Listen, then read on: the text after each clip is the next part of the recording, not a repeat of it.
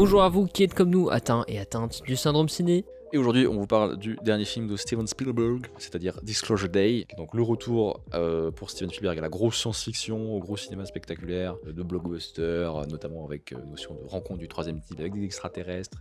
Donc il revient à des choses qu'il a déjà pu raconter plusieurs fois dans sa carrière, donc vraiment de Spielberg qui Spielbergise le cinéma spielbergien. Et donc pas mal d'attentes autour de ce film, pas mal de retours différents autour du film. Mais avant de parler du film, on va vous faire des petites recos sur les autres films qui sortent en même temps que ce mastodonte. Donc voilà, c'est parti, les recos. Bon, j'ai une vraie reco et une reco un peu en tsum-tsum. La vraie reco, c'est Obsession de Curry Barker, qui est sorti il y a quelques semaines au cinéma, qui est un très solide film d'horreur. Un truc à petit budget qui a fait beaucoup parler aux États-Unis parce que pour un peu moins d'$1 million, ça a pété les 250 millions de dollars à l'international, donc c'est un très gros succès pour un tout jeune réalisateur qui est un super film d'horreur qui parle assez bien de misogynie et de ce que c'est qu'un incel un peu banal, et ça arrive à faire un film d'horreur autour de cette question de façon assez intéressante. C'est vraiment super flippant, ça marche très bien, c'est assez court en plus, donc si vous l'avez pas déjà vu, allez-y. Et la fausse reco qui est quand même un peu une vraie reco, c'est que le cuirassé Potemkin de Sergei Eisenstein, donc film muet un peu mythique, un peu légendaire, un peu important dans l'histoire du cinéma, ressort au cinéma pour ses 100 ans, dans une version un peu étrange. Le film est accompagné d'une musique composée par un groupe d'anglais, les Pet Shop Boys.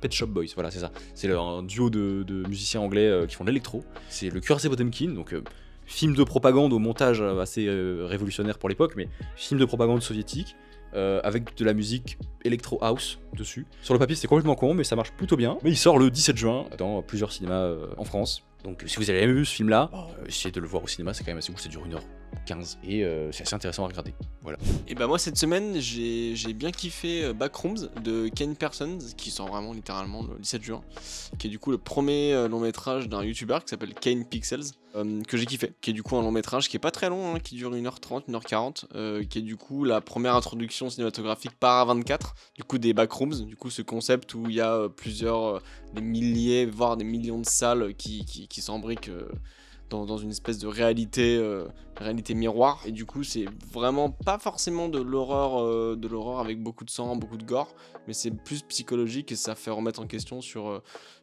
l'existentiel, sur l'univers, etc., sur l'infini, voilà. Et du coup j'ai bien kiffé. Voyez Backrooms, s'il vous plaît. Et bien merci à vous pour ces petits recos les amis. On va pouvoir passer maintenant à la critique du film de Spielberg. C'est parti. What did you steal? Secrets. The data they paid me to protect. Are they people?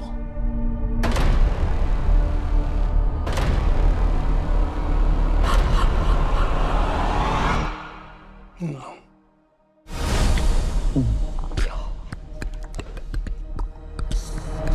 Disclosure Day, de quoi ça parle Arthur? Ok, salut à tous.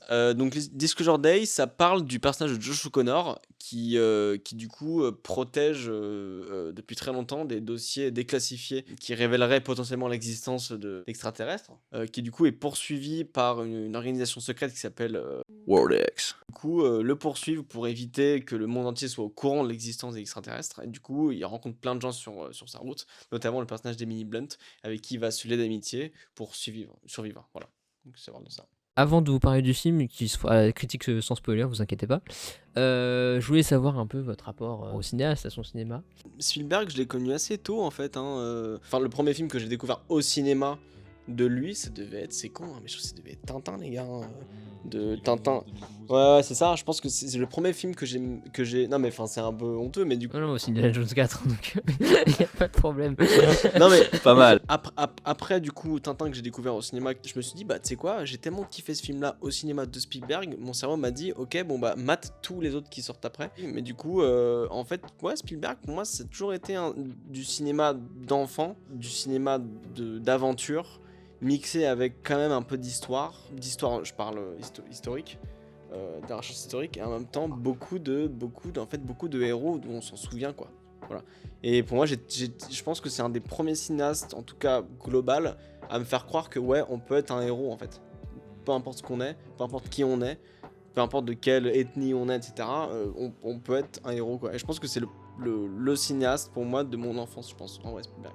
Non, moi c'est quelqu'un, comme énormément de gens qui voient des films américains en Occident. Quand j'étais petit, j'ai vu E.T. Ma mère m'a montré les Indiana Jones. Plus tard, j'ai pu voir Jurassic Park. Et ainsi de suite, quoi. Enfin, genre, tous les 5 ans, il y avait un un Spielberg que tout le monde a vu ou presque, que j'ai vu et que j'ai kiffé pendant. Et ça faisait partie de ma vie, ça faisait partie du décor, quoi. Même quand je m'intéressais au cinéma, je retournais régulièrement sur des films de Spielberg que j'aime beaucoup, et tout était merveilleux. Et puis j'en découvre d'autres plus tard, que je connaissais un peu moins ou qui sont moins cités et tout. Et puis je découvre d'autres types de films. Là, je deviens un espèce de cinéphile insupportable, comme j'aime. Et un jour sort Fabelmans, et qui est ce film dans lequel Spielberg se livre sur son enfance, tout en nous présentant de façon très très intime son propre rapport au cinéma. Et je découvre quelqu'un que je ne peux pas aimer. Et c'est terrifiant de découvrir ça. Attends Steven, t'es en train de me dire, depuis toutes ces années qu'on se connaît, qu'en fait c'est comme ça que tu vois le monde, et ton métier, et ton art. D'accord.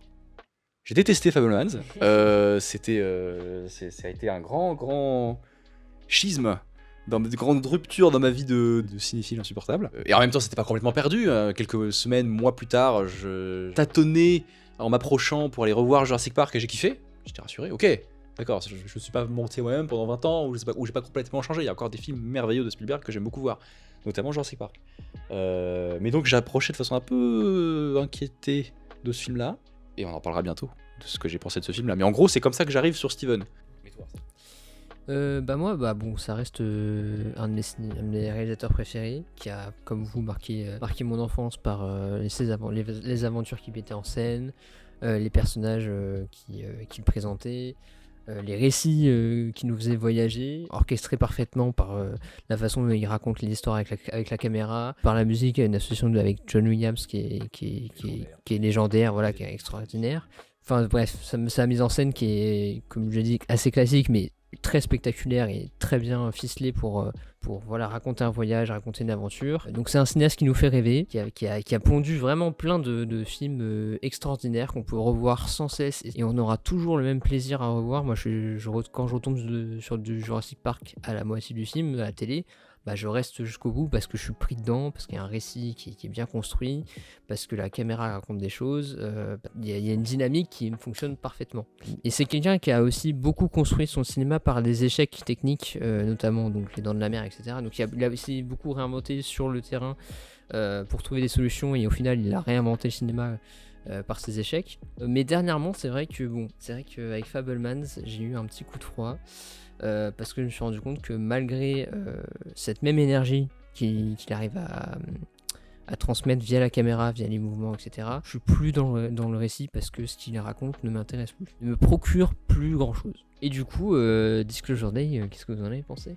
J'étais vraiment sidéré par Fabelmans, de ce que je découvrais de Spielberg. Je retrouve les mauvaises surprises de Fabelmans dans Disclosure Day. Je trouve vraiment le film tout petit, vraiment tout petit. Il se donne de très très grands airs, vraiment, mais c'est un tout petit film. Pour essayer de synthétiser, c'est vraiment un film daté, et qui acte pour moi que décidément Steven Spielberg ne fait plus partie de ma vie, quoi. Enfin, il avait jamais vraiment fait partie de ma vie, mais vous m'avez capté, quoi. C'est-à-dire que c'est plus du tout il y a un truc essentiel dans la façon qu'il a de faire des films et de penser des films, qui peut-être ne sera plus jamais pour moi. Et c'est badant un peu, c'est très triste. Moi, je suis un peu pareil. C'est marrant, j'ai un peu l'impression que c'est une personne qui est plus du tout dans la génération, qui est complètement extérieure à la génération de jeunes cinéastes, ou juste de cinéastes qu'on a, quoi. C'est con, tu vois, mais quand je vois Denis Villeneuve qui fait des films de fou, par exemple, on en parlait tout à l'heure, Premier Contact, qui quand même arrive à te proposer...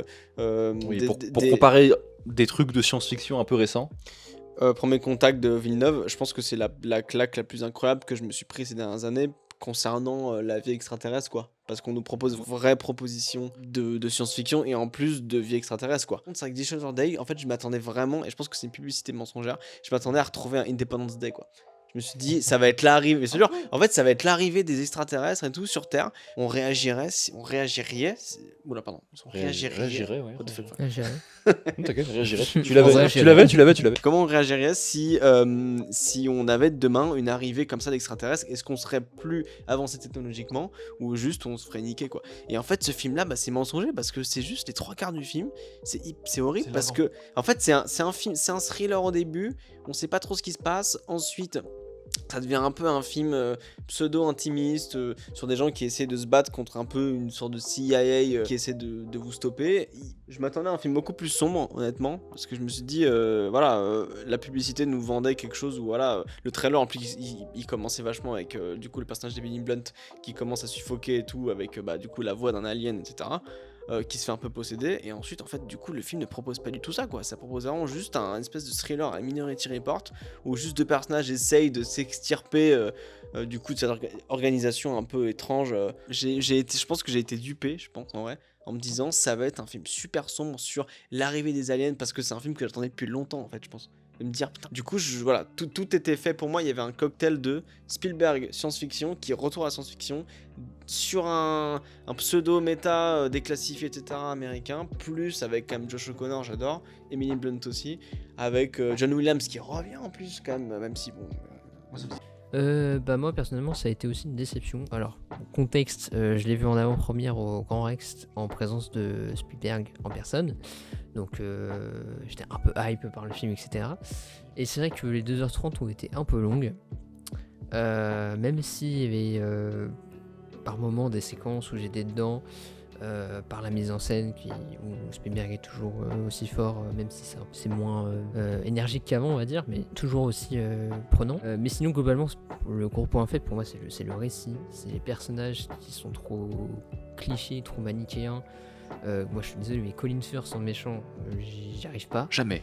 C'est vrai, jamais ça marche. Jamais ça marche. T'as raison, jamais ça marche. Il y a plein de redites de ces films à la Ready Player One où il y a quelqu'un qui prend le contrôle du corps d'un autre dans un autre décor, il y a une discussion entre les deux. Alors, Genre oui, une cinématographiquement scène c'est qui se bien, joue mais dans ça deux se répète décors un différents. peu Oui. par rapport à ces autres films, et ce qu'ils ont fait là, c'est pas non plus hyper intéressant. T'as même par moments des moments de screamer un peu ridicules. Une espèce de jumpscare quoi. Ouais, il y a un visage qui pop en mode danger en arrière-plan, et c'est un peu ridicule, enfin bref. Et des trucs comme ça, il y a le récit qui tourne un peu en boucle sur ce jeu de course-poursuite qui est un peu redondant, et qui fait que je me lasse petit à petit dans le film. Et il y a ce dernier acte qui est intéressant quand même. Genre, il y a un truc qui quand même, t'es tenu en haleine sur ça, genre c'est quoi exactement ces images qu'ils veulent diffuser. Parce Ok, que les révélations pendant tout à le faire au récit, monde entier tiennent voilà. beaucoup sur des images, des archives Voilà. qui ont été filmées. Et il y a ce truc, et j'y vois aussi ce truc de discours sur le cinéma. Je pense, il doit y avoir un truc. Il y a quelque chose comme ça. Sur, Il y a beaucoup de à un moment, petits, ouais. on voit des gens qui construisent un décor, et on voit le personnage de Coleman Domingo qui se déplace dans ce décor qui est en construction. Qui est lui-même un peu un qui espèce de va- metteur en scène, Voilà, qui c'est est le ça. personnage qui en sait plus que les autres. Le scénariste metteur en scène. Voilà. Est-ce que le cinéma, est-ce que les images qu'on cherche à diffuser, qu'on cherche à créer, qu'on cherche à partager, font réagir toujours autant les gens. Il y a aussi un autre truc qui m'a saoulé aussi dans le film, c'est la musique. La musique, je suis désolé, mais John Williams, merci pour tout ce que tu as fait. Merci pour les travaux. Merci, c'était une carrière extraordinaire. Maintenant, alors, faudrait que je la réécoute individuellement, faudrait que je la réécoute en solo hors du film, mais pour moi, elle apporte pas grand chose au film. Elle est trop présente, ce qui fait que, en fait, elle m'endort, elle me fatigue, et elle est là tout le temps dans les scènes de dialogue, etc. Elle met pas en valeur le film, et le film ne la met pas en valeur. Et c'est ça, je trouve ça dommage. Alors qu'on a des scènes d'action très prenantes, mais encore une fois, c'est le scénario avec les personnages qui sont présents, les méchants hyper bourrins, machin. Alors ça marche dans un univers comme Indiana Jones, où c'est des nazis hyper clichés, machin, et t'es attaché aux personnages et ça fonctionne. Dans un univers qui est plus réaliste, ou alors où Spielberg tente de travailler cet univers réaliste, ça marche moins parce que c'est un peu plus ridicule, quoi. Enfin, moi, je trouve, j'ai du mal à y croire, ou alors je trouve ça juste trop cliché, quoi. Ça aurait mérité un Ludwig Göransson qui a fait de la musique pour Tenet, parce que c'était un compositeur justement qui faisait pas mal de thrillers. Ah, du coup à ce moment-là, je trouve que la musique de Tenet dans l'univers de Disclosure Day, je pense que ça aurait été tellement plus percutant, parce que comme c'est un thriller d'action avec quand même des notes sur un peu l'IA, etc., ça ressemblait. Enfin voilà, je trouve que John Williams, même si, comme tu as dit Arsène, c'est bien sûr que oui, tu peux pas. C'est comme si demain Burton faisait son dernier film, bien sûr qu'il choisirait Elfman pour faire la musique. Juste là, c'est vrai que en fait chaque musique se colle, et d'ailleurs t'as des musiques, enfin t'as des scènes, Surtout qui sont t'en retiens une. des bonnes musiques quoi. Surtout, t'en retiens une, ou tu retiens un passage, des notes, quelque chose. Bah pas du tout en fait, tu vois. Bah, Bah, voilà. Le côté ronflant de la musique, vraiment, il y a quelque chose de. Oui, donc voilà, donc effectivement, John Williams, c'est pas au niveau de ses grandes heures, certes, mais ça ancre vraiment le film dans un vieux cinéma poussiéreux. C'est vrai que ça fait très film à la mise en daté, en scène. fait. Il y a un truc, il y aurait beaucoup de détails qui font que le film, pour moi, paraît vraiment vieillot. Le truc le plus cliché, le plus net, c'est un moment où on a une séquence où on a plusieurs endroits du monde qui regardent la Qui télévision, réagissent qui réagissent à ce qui se passe à la télévision. Il y a 3 secondes. C'est le seul moment où j'ai ri en me moquant du film. C'est 3 secondes où j'ai lâché un baisse ta mère dans la salle, parce que le reste du temps, c'était un encéphalogramme plat pendant tout le film. J'ai lâché un baisse ta mère devant le film. Parce qu'on a 3 secondes sur comment en Russie on réagit à ces informations. Et c'est un mec russe sorti des années 80, d'un film américain des années 80 bien sûr, avec une chapka et sur son char une étoile rouge. C'est un film des années 80. Mais un film d'espionnage qui a une vision un peu stéréotypée, un peu bébête, mais rigolote des années 80. Sauf que non, c'est Steven Spielberg qui va nous faire un grand film sur l'humanité et son rapport à l'altérité cosmique, à l'infini, à la foi. Et c'est en ça où il y a un vrai décalage qui fait que le film n'a jamais fonctionné sur moi. Je rejette peut-être l'intégralité du film. Il y a 2-3 petites choses que j'aime bien. Je trouve qu'il y a des scénettes avec Emily Blunt. Parce qu'il arrive des choses assez étranges à Emily Blunt. Et je trouve que c'est des scènes qui fonctionnent plutôt bien, qui ont une espèce d'étrangeté qui marche plutôt bien. Il surcut pas trop ces scènes-là. Il a vraiment, il a vraiment envie de faire. C'est quelque chose qui me dérangeait déjà dans Fabelmans. C'est à quel point il a une confiance très très grande. J'ai beaucoup d'ego moi-même. Hein. Je crois reconnaître ce que c'est quelqu'un qui a énormément de foi en T'as lui-même. beaucoup de Lego? Ouais, beaucoup. Ça fait mal aux pieds et tout, mais on s'en sort avec le temps.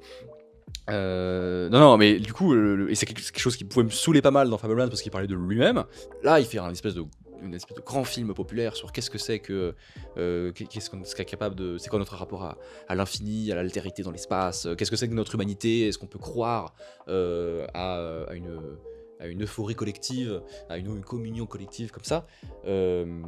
Mais finalement, c'est un film qui a une vision du monde plus bébête que War Games, qui est un film des années 80 très très cool, mais qui se prenait vraiment moins au sérieux que Steven Spielberg et Disclosure Day. Et c'est assez... bah non, en vrai. Mais non, après, là, c'est vraiment pour trop, défendre quoi. le truc du cliché, genre, Oui. tout est cliché dans le truc. Genre, les aliens sont clichés, tout ça, et je pense Moi, que c'est tout- fait exprès. Et sur mais ça. moi, mais tu vois, c'est là où le film peut-être me perd, et c'est peut-être là où j'aurais jamais pu y adhérer. Tu décris assez bien le fait que décidément, ça se veut moins fantaisiste qu'Indiana Jones. Ça a un pas de plus vers du réalisme quand même, une Disclosure Day. Malgré tout, je trouve que chaque seconde de ce film fait faux. Juste niveau, on en parlait juste avant, niveau mise en scène, j'ai quand même envie de dire juste bravo, parce que... Enfin pas bravo, parce que le mec vraiment a une carrière, Bravo où à ça va. Spielberg. Mais putain, franchement, non juste... On n'était pas sûr, mais apparemment, tu sais, On vient filmer, de mettre en scène déboîter des le scènes film. et tout. mais- Non, juste niveau, je trouvais ça assez gaulerie en fait niveau mise en scène, parce que j'avais l'impression de jouer à The Last of Us ou Uncharted en fait par moment, parce Il que y a une scène qui est comme ça. ouais, Je vois très bien ce que tu veux quand il essaye de Il y a- s'évader, il y a une scène un peu infiltration. où il se barre de Warlock machin. À quel moment les mecs le voient pas? C'est Ah, aucun sens. celle-là, là. Ah Ouais, ouais, putain. cassez les couilles, celle-là. Putain, moi- Ah mais là, j'avais Non, mais vraiment juste- l'impression de jouer non, mais à juste- un jeu un peu où l'IA des méchants est un peu naze. Tu vois. Par contre, ça m'a un peu rappelé des réals en 2009 qui découvrent qu'avec avec le numérique, on peut faire passer la caméra partout. Et cette scène que vous décrivez, pour moi, c'est un peu ça. Parce qu'on y cache une fausse coupe, soit, mais il cache une coupe comme n'importe quel film d'action qui a un plan séquence faux qu'on met dans la bande-annonce. Et sur le reste du film, alors on a toujours beaucoup de scènes qui veulent créer une immersion et un rythme, une énergie, comme tu disais, où on suit un personnage dans un décor et on se rend même pas compte que le plan dure depuis 50 secondes. Mais décidément, ça confirme que Spielberg il fait un cinéma où il veut pouvoir faire un peu ce qu'il veut. Si les choses qu'il filme sont un peu fausses, c'est pas grave, parce qu'il filme autre chose que des choses réelles un peu concrètes. Sa caméra elle peut se balader partout. Ça n'empêche pas quand même que certaines scènes d'action fonctionnent. Tout ce truc là où la caméra suit vachement les personnages en long plan avec des cuts invisibles comme tu disais, ça m'a vachement rappelé 1917 de Oui. Sam Mendes. Que je déteste. Ou juste. Moi, Exactement. Mais Pardon. non mais dans le sens où dans le sens où quand même il y avait pas mal de la caméra qui était ras du sol machin à suivre les personnages dans les tranchées machin et tout. La DA était pas trop dégueu et tu te disais bah à ce moment là bah moi ça m'a vachement rappelé ça et je me suis dit en vrai est-ce que Spielberg n'essaye pas de suivre un peu les tendances de la caméra qui suit vachement un personnage avec des coupes invisibles pour essayer de faire du cinéma moderne mais putain ça marche pas quoi. Pour conclure votre notation sur le syndrome. Le disque Jordan pour moi c'est non. Vraiment le no de Steve Carell. C'est définitivement quelque chose qui marchera peut-être plus jamais entre moi et le cinéma de Steven Spielberg. Moi je vais mimer mais c'est God no please no voilà, parce que j'en attendais beaucoup, publicité mensongère et en même temps parce que c'est juste pas bien quoi, c'est pas bien, j'en attendais beaucoup, je suis déçu. Et ben moi ça sera un Will Smith, je vais être un peu moins sévère que vous parce que même si la mise en scène est toujours aussi captivante par moment, je trouve que le récit ne fonctionne pas trop redondant, des personnages auxquels je ne suis pas très attaché. Prochaine vidéo du syndrome, on n'en a pas parlé, on sait pas encore ce qu'on va même pouvoir voir. Peut-être qu'on parlera de Christopher Nolan alors. Et ben merci, Arthur je vais te laisser conclure. Eh bien soignez-vous bien en regardant des films et abonnez-vous. Ciao.